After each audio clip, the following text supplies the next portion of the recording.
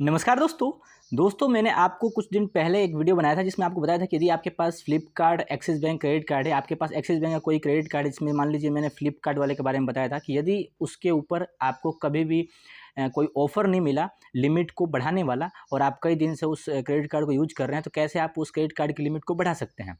अब दोस्तों उस वीडियो के अंदर काफ़ी लोगों ने मतलब कमेंट किया है ऐसा कि हम ऐसा मतलब सामने उनके मैसेज कर रहे हैं, ईमेल कर रहे हैं, लेकिन हमें मतलब मास्क्ड आधार वाली प्रॉब्लम आ रही है। मास्क्ड आधार मतलब कि आपका आधार वाला अंक दिख रहा है या सब कुछ प्रॉब्लम आ रहा है।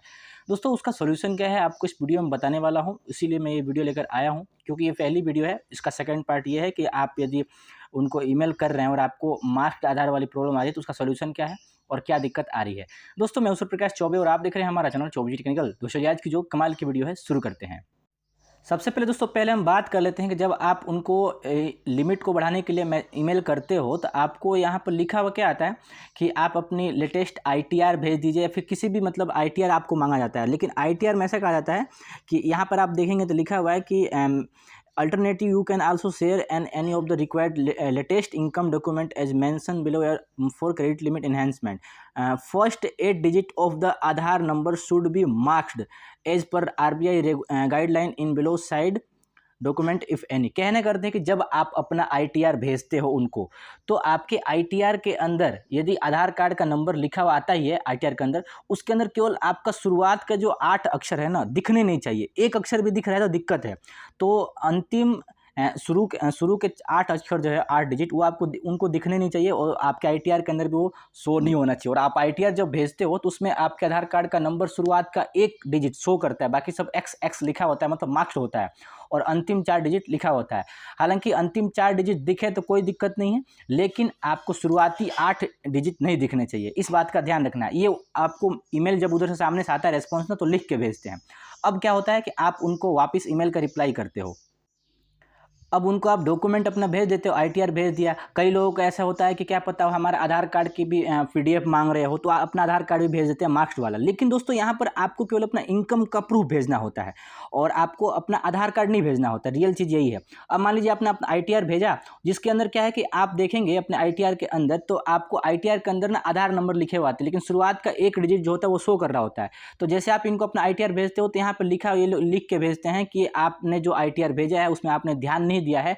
आपने इनकम प्रूफ के अंदर जो शुरुआत के 4 डिजिट है, शुरुआत के 8 डिजिट है, वो मार्क्ड होने चाहिए। बाकी के अंतिम लास्ट 4 डिजिट है वो आप भले विजिबल होना चाहिए। जो यहाँ पर लिखा हो देखिए, विजिबल एज पर आरबीआई गाइडलाइन होना चाहिए। तो वो आपको पता नहीं चलता, आप वापस से आप कंफ्यूज हो जाते हो और वापस से अपना आधार कार्ड भेजने लगते हो, वापस से आईटीआर वापस से भेज देते हो कि भाई हम तो सही ही भेज रहे हैं, उसमें कहाँ दिख रहा है मार्क्स आधार कार्ड हम भेज ही रहे हैं आपको अलग से। ऐसा आप कंफ्यूज हो जाते हैं। लेकिन इसका सॉल्यूशन क्या है, बहुत सिंपल है, आपको बताता हूँ।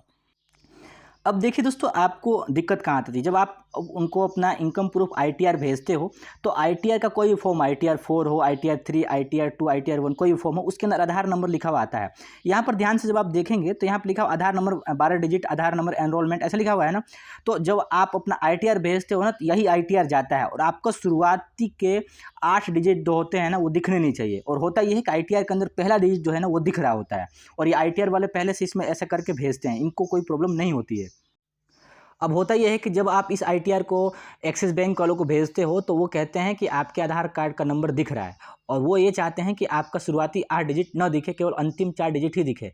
तो सिंपल सी बात यह है कि आपको अपना आईटीआर वाला जो फॉर्म है, पीडीएफ है, उसको एडिट करना होगा। एडिट में ये करना होगा कि आपका जहाँ पे आधार नंबर शुरुआत का 1 अक्षर जो दिख रहा है, इसको या तो आप हाइड कर दो, हटा दो, या फिर वहाँ पर भी आप एक्स लगा दो। तो मैंने क्या किया था, मैंने केवल इसको हाइड कर दिया था, मतलब जो लिखा हुआ है ना यहाँ पे, इसको हाइड कर दिया, 6 को हटा दिया था मैंने, ठीक है। और ये 3 एक्स ही लगे गए थे, मैंने 3 एक्स को ही भेजा था, तो इस बात को ध्यान देना है। अब मेन बात यह थी कि हम अपने आईटीआर के पीडीएफ को एडिट कैसे करें। तो एडिट करने के लिए क्या करना आपको बताता हूँ, चलिए। आईटीआर की पीडीएफ फाइल को एडिट करने का सबसे पहले इस वेबसाइट पर जाना, इसका लिंक दे दूंगा, यहाँ पे क्लिक करके अपलोड पीडीएफ फाइल, उस अपने आईटीआर फाइल को अपलोड कर लीजिए।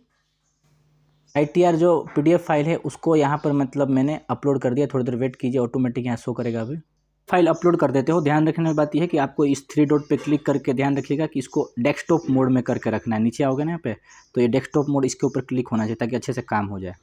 अब यहाँ पर क्या करना है, मैं थोड़ा ब्लर कर देता हूँ, ब्लर। अब आपको दिखाता हूँ कि ITR के अंदर जहाँ पे आपको शो कर रहा होता है आपका आधार नंबर, ये देखिए जूम करके दिखाता हूँ।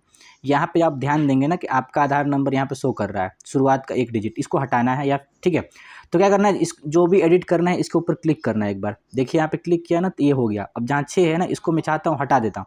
ये हटा के और इसको वापस एडिट करके सेव कर दूंगा ना, तो भी ये भी ITR वाली जो PDF है एक्सेप्ट हो जाएगी। लेकिन यहाँ पे नॉर्मल थोड़ा अच्छा दिखाने के लिए हम यहाँ पे X लिख देते हैं। अब देखो सही हो गया ना, 448X हो गए। अब यहाँ मार्क्स हो गया पूरा, ये कर दिया मैंने। और करने के बाद बिल्कुल इसको वापस जूम आउट किया एंड वो हो गया वहाँ पे अप्लाई।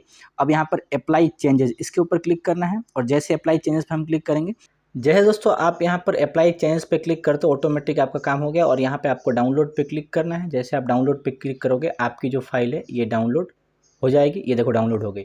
अब वापस आपको जूम करके दिखाता हूँ, जहाँ पर आपको ध्यान दीजिएगा ITR के अंदर 1 डिजिट जो दिख रहा था आधार कार्ड का शुरुआत में, यहाँ पे 6 लिखा हुआ, वो अब आपको शो नहीं कर रहा है। अब इसी PDF फाइल को आपको एक्सिस बैंक वालों को भेज देना है। तो दोस्तों ये हुआ पूरा प्रोसेस। आप यदि कंफ्यूज हो रहे थे कि आप अपना आधार कार्ड उनको भेज रहे हैं, तो आधार कार्ड नहीं भेजना, आपको अपना ITR भेजना है।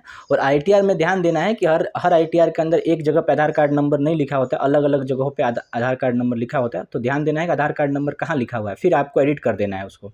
और शुरुआत का जो 1 डिजिट है उसको हटा देना है और फिर उनको सेंड करना है। ये हुआ इसका सबसे परफेक्ट सॉल्यूशन। तो इस चीज़ को आप यदि अपनाते हैं तो आपका क्रेडिट कार्ड की जो लिमिट है उसे बढ़ा दिया जाएगा। तो दोस्तों आपको ये छोटी जानकारी देनी थी। आपको जानकारी और वीडियो कैसी लगी, आपको जानकारी और वीडियो अच्छी लगी हो तो कृपया करके वीडियो को लाइक कर दीजिएगा और साथ में दूसरे दोस्तों के साथ भी शेयर कीजिएगा, ताकि उनको उस बात की नॉलेज हो सके। दोस्तों मिलता है नेक्स्ट वीडियो में एक अच्छी और शानदार वीडियो के साथ। तब तक के लिए जय हिंद, जय भारत। चैनल को सब्सक्राइब करके जरूर जाइएगा, क्योंकि इसी प्रकार की नॉलेज वीडियो लेकर आते रहते हैं।